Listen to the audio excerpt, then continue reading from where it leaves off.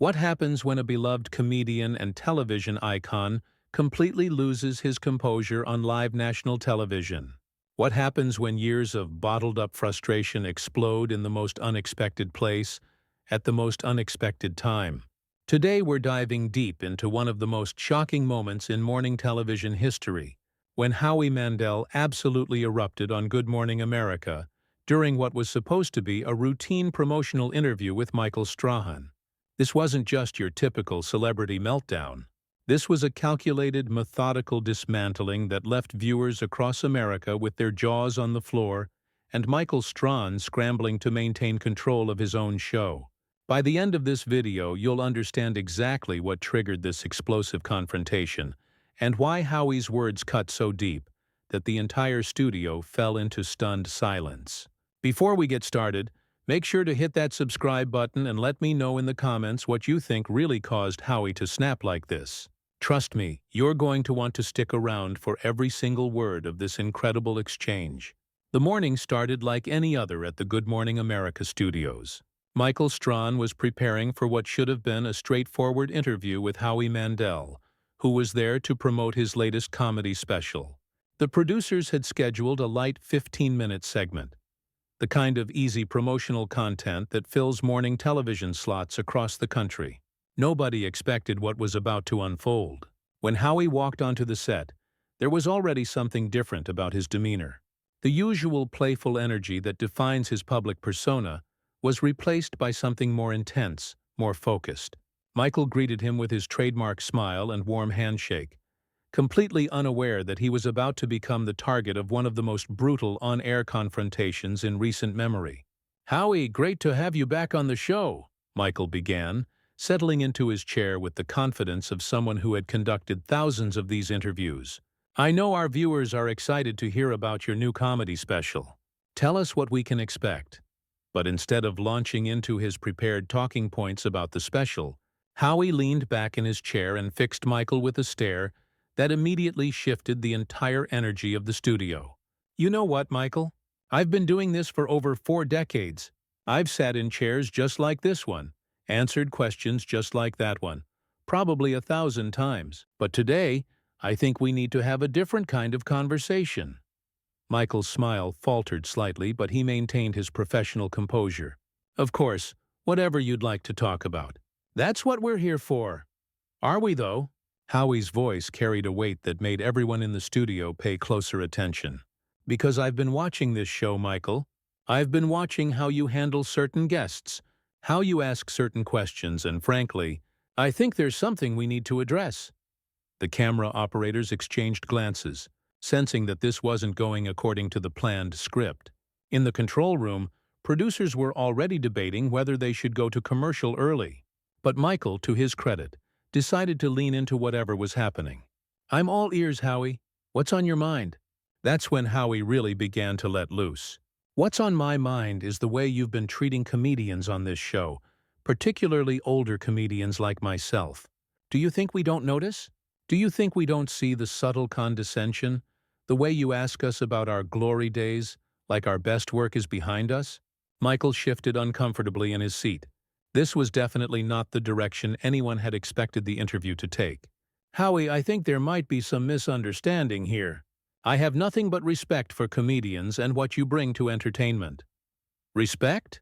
Howie's voice rose slightly, and for the first time viewers could see that trademark Howie Mandel intensity that had made him such a compelling television personality for decades. "Michael, 3 weeks ago you had Jerry Seinfeld on this show. Do you remember what you asked him?" "You asked him if he missed being relevant."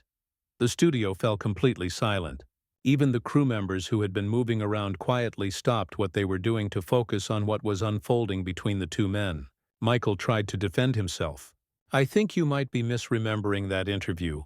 Howie, Jerry and I had a great conversation about his current projects." "I'm not misremembering anything," Howie shot back, his voice now carrying the full force of his frustration. "I have it recorded. Would you like me to play it back? Because I can tell you exactly what you said, word for word. You asked him if he missed being relevant, and when he tried to redirect the conversation to his current work, you kept pushing the narrative that his best days were in the 90s. Michael was now visibly uncomfortable, realizing that this confrontation was far more prepared and calculated than he had initially thought. "Howie, if I said something that came across wrong, that certainly wasn't my intention."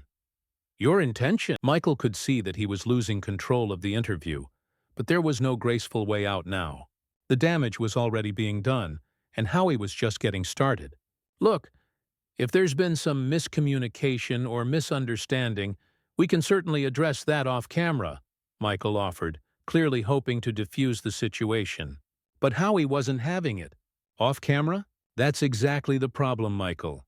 Everything important happens off camera with you, doesn't it? The real conversations, the real respect, that all happens when the cameras aren't rolling. But when we're live, when millions of people are watching, suddenly we become your entertainment, your punchlines." The accusation hit Michael hard, and viewers could see him processing what Howie was saying. "I don't think that's fair, Howie. I've always tried to give every guest a platform to share their story." "Their story?" Howie's laugh was sharp and humorless. "Michael, do you know what my story is? My story isn't just about having obsessive-compulsive disorder. My story isn't just about being afraid to shake hands or touch doorknobs. My story is about 40 years in this business, creating content that has entertained millions of people, building a career that spans multiple decades and multiple mediums." Howie was now speaking directly to the camera as much as he was to Michael, and his words carried the weight of someone who had been holding back these thoughts for far too long. "But every time I come on shows like this, what do we talk about? We talk about my anxiety. We talk about my mental health. We talk about my quirks and my fears. And don't get me wrong, those are important conversations, but they're not the only conversations worth having about me." Michael tried to interject. "We're talking about your comedy special right now, Howie. That's why you're here." "Are we, though?" Howie challenged. "Because in the pre-interview, your producer asked me about my hand sanitizer routine. They asked me about whether I still won't touch people. They asked me if my mental health affects my ability to perform. Not one question about the writing process. Not one question about the creative choices I made. Not one question about the actual comedy." The studio audience, which had been completely silent during this exchange, could be heard shifting uncomfortably in their seats. This was unlike anything they had ever witnessed on morning television. Michael was clearly trying to regain some semblance of control. "I think you're being a little unfair here, Howie. We've had plenty of conversations about your creative work over the years." "Have we?" Howie's voice was rising again, and there was something almost theatrical about the way he was building his argument. "Michael, I want you to think about the last 5 comedians you've had on this show. Think about the questions you asked them. Now think about the last 5 musicians you've had on. Think about the last 5 actors. Do you see a pattern?" Michael was quiet for a moment, clearly trying to process what Howie was suggesting. "I'm not sure I follow. When you have musicians on, you ask them about their creative process. You ask them about their inspiration, their songwriting, their musical influences. When you have actors on, you ask them about their roles, their preparation, their craft. But when you have comedians on, especially older comedians, you ask them about their personal lives, their struggles, their past controversies. You treat us like subjects for therapy sessions instead of artists discussing our art." The accusation was devastating in its specificity, and Michael was clearly struggling to formulate a response. "I think comedy is inherently personal, Howie. People want to know about the person behind the jokes." "The person behind the jokes," Howie repeated slowly, as if he was savoring the phrase. "Michael, do you know what's behind my jokes? Decades of writing, decades of performing, decades of studying human behavior and finding ways to make people laugh, even when the world feels like it's falling apart. That's what's behind my jokes, not my mental health diagnosis." The confrontation was reaching a fever pitch, and everyone in the studio could sense that Howie was building towards something even bigger. His voice dropped to a more intense, more focused tone. "I came here today to talk about a comedy special that I spent 2 years writing and perfecting. I came here to talk about material that reflects my observations about society, about relationships, about the absurdity of modern life. But instead, We're having the same conversation we always have about my personal struggles." Michael made one more attempt to redirect. "We can absolutely talk about the special, Howie. That's what our viewers want to hear about." "No, Michael," Howie said firmly. "What our viewers want is authenticity. And the authentic truth is that this industry has a problem with how it treats certain types of entertainers. We pigeonhole people. We reduce complex, multifaceted artists to simple narratives that fit into neat little interview segments." Michael was visibly shaken by the force of Howie's argument, but he wasn't ready to concede the point entirely. "I hear what you're saying, Howie, and I respect your perspective. But I think you might be reading too much into individual interview choices. Every conversation is different." "Every conversation is different?" Howie's voice carried a dangerous edge now. "Michael, let me tell you about different. Different would be if you had asked me about the economics of touring in the streaming age. Different would be if you had asked me about how comedy has evolved since I started performing in the 70s. Different would be if you had asked me about the young comedians I'm working with and mentoring." Howie paused for effect, his eyes never leaving Michael's face. "But instead, you know what you're going to ask me next? You're going to ask me about Deal or No Deal. You're going to ask me if I miss hosting game shows. You're going to ask me about America's Got Talent and whether I enjoyed being a judge. And do you know why?" Michael remained silent, clearly unsure where this was heading. "Because those questions are safe," Howie continued, his voice growing stronger with each word. "Those questions don't require you to do any research about who I am as an artist. Those questions don't require you to watch my new special or understand my current work. Those questions let you coast through this interview without actually engaging with me as a creative professional." The accusation was so specific and so cutting that Michael actually flinched slightly. "That's not fair, Howie. I prepare for every interview." "You prepare talking points," Howie shot back immediately. "You prepare surface-level questions that could apply to any comedian of my generation. You don't prepare to have a real conversation about craft, about creativity, about the work itself." Howie leaned forward in his chair, and his intensity was now completely focused on Michael. "Do you want to know what real preparation looks like? Real preparation would be watching my special and asking me about specific jokes, about why I chose certain topics, about how my material has evolved over the decades. Real preparation would be understanding that I'm not just some relic from the 80s who occasionally pops up on television to talk about my phobias." Michael was now clearly on the defensive, but he couldn't find solid ground to stand on. "I think you're being unfair to the show and to me personally." "Unfair?" Howie's laugh was bitter and sharp. "Michael, do you know what's unfair? What's unfair is reducing someone's 40-year career to a series of sound bites about their personal struggles. What's unfair is treating mental health advocacy as a substitute for artistic discussion." The confrontation was now reaching its absolute peak, and Howie was building toward what would become the most explosive moment of the entire exchange. "I've advocated for mental health awareness my entire career, and I'm proud of that work. But I'm also proud of the comedy I've created, the audiences I've entertained, the industry I've helped shape. And when you ignore all of that to focus exclusively on my personal challenges, you're not just disrespecting me. You're disrespecting everyone who struggles with mental health issues." Michael tried to interrupt, but Howie wasn't finished. "You're sending the message that people with mental health challenges are defined primarily by those challenges, that their professional accomplishments are secondary to their personal struggles. That's not advocacy, Michael. That's exploitation." The words hit like a physical blow, and the entire studio fell into a stunned silence that seemed to stretch on forever. Michael's face showed that he was processing the full weight of what Howie had just accused him of, and it was clear that this had gone far beyond what anyone had expected. "I never intended to exploit anyone," Michael said quietly, his voice barely audible. "Intention doesn't matter when the impact is harmful," Howie replied, his voice now deadly calm. "And the impact of consistently reducing comedians to their personal problems instead of celebrating their professional achievements is that you diminish the art form itself." Howie was now speaking with the authority of someone who had spent decades in the entertainment industry and had clearly given this issue a great deal of thought. Comedy is one of the most difficult art forms to master.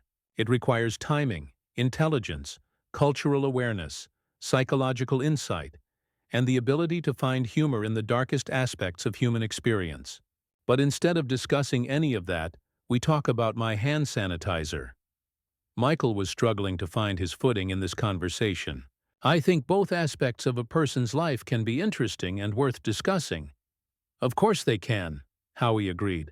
But when one consistently overshadows the other, when personal struggle becomes the only lens through which someone's career is viewed, then you've crossed a line from journalism into sensationalism. The accusation was devastating, and Michael's discomfort was now visible to everyone watching. I don't think that's what's happening here, Howie. Isn't it? Howie challenged. Michael, I want you to be honest with me and with everyone watching. When your producers booked me for this show, what was the primary angle? The silence stretched on for what felt like an eternity, and everyone in the studio could sense that they had just witnessed something unprecedented. Howie had backed Michael into a corner with surgical precision, and there was no easy way out. You know what, Howie? Michael finally said, his voice carrying a different tone than it had throughout the entire interview. You're absolutely right. The admission caught everyone off guard, including Howie, who had clearly been prepared to continue his assault, but now found himself facing an unexpected moment of honesty. I am right? Howie asked, his eyebrows raised in surprise. Yes, you're right, Michael repeated, and for the first time during the entire confrontation, he looked directly into the camera instead of at Howie. I think we do have a tendency to focus on personal stories over professional accomplishments, especially with comedians, and I think that does a disservice to the art form and to the artists. Howie sat back in his chair, clearly not expecting this turn in the conversation. Well, that's not what I expected you to say. It's not what I expected to say either, Michael admitted with a rueful smile. But sitting here, listening to you break down exactly how these interviews go, I can see the pattern you're talking about. And honestly, it's making me uncomfortable because I recognize myself in what you're describing. The atmosphere in the studio began to shift subtly. What had been an adversarial confrontation was transforming into something more resembling an actual conversation. So what do we do about it? Michael asked. Well, for starters, Howie said, his voice losing some of its earlier edge, you could ask me about my comedy special. Michael laughed, and it was the first genuine moment of levity since the interview had begun. Fair enough.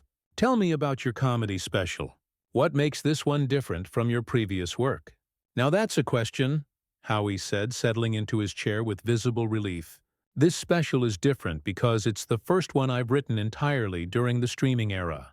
The whole landscape of comedy has changed, and I wanted to address that directly in the material. For the first time in the entire interview, Michael was asking follow-up questions about the actual content rather than trying to steer the conversation toward personal topics. How has the streaming era changed comedy? It's changed everything, Howie explained, his passion for the subject evident in his voice. The relationship between comedians and audiences is completely different now. People consume comedy differently. They share it differently. They engage with it differently. I spend a lot of time in this special talking about how we connect with each other in an age when everything is mediated by screens. The conversation was now flowing naturally, and viewers could see both men relaxing into what was becoming a genuinely engaging discussion about creative work. Is there a particular bit or topic in the special that you're most excited for people to see? There's a whole section about the absurdity of modern communication, Howie said, his eyes lighting up. I talk about how we've created all these ways to stay connected, but somehow we feel more isolated than ever. It's observational comedy, but it's also pretty philosophical. Michael nodded thoughtfully. That sounds like it touches on some deeper themes about human connection. Exactly, Howie said. And that's what good comedy should do. It should make people laugh, but it should also make them think. It should hold up a mirror to society and help us see ourselves more clearly. This was exactly the kind of discussion that Howie had been advocating for throughout the entire confrontation, and the difference in energy was palpable. You know, Michael said, I have to admit that this conversation is far more interesting than anything we would have covered with my original questions. That's what I've been trying to tell you, Howie said with a smile that was both warm and slightly triumphant. When you engage with artists as artists, when you ask them about their craft and their creative choices, you get much richer conversations. Michael turned to the camera with a look that suggested he had learned something important during this interview. I think our viewers just got a masterclass in both comedy and interviewing. Well, Howie said, if nothing else, they got to see what happens when someone finally says what they've been thinking for years. The two men shared a moment of mutual respect that would have been impossible to imagine at the beginning of the interview. Howie, I want to thank you for calling me out, Michael said.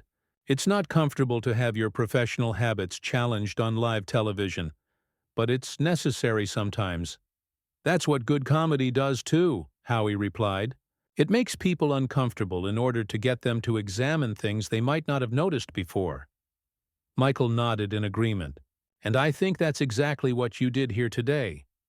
As the interview wound down, there was a sense that both men had gained something from this unexpected confrontation. Michael had been forced to confront some uncomfortable truths about his interviewing style, and Howie had finally been able to articulate frustrations that had been building for years.